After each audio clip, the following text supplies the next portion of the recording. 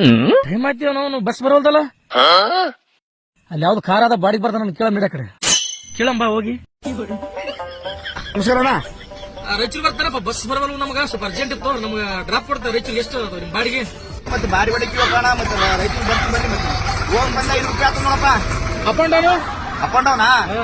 ಹೋಗಕ್ 500 ಬರಕ್ 1000 ರೂಪಾಯಿ ಆಗ್ತದಪ್ಪ. ಮತ್ತೆ ಅಪ್ ಅಂಡ್ ಡೌನ್ ನನ್ನ ಕಾರಿಗೆ ಬರ್ತು ಅಂತಂದ್ರೆ 100 ರೂಪಾಯಿ ಕಮ್ಮಿ ಕೊಡ್ರಿ, 900 ಕೊಡಂತ ಅಂತ. ಮತ್ತೆ ಏನ್ ಮತ್ತೆ ಹೋಗ್ರಿ.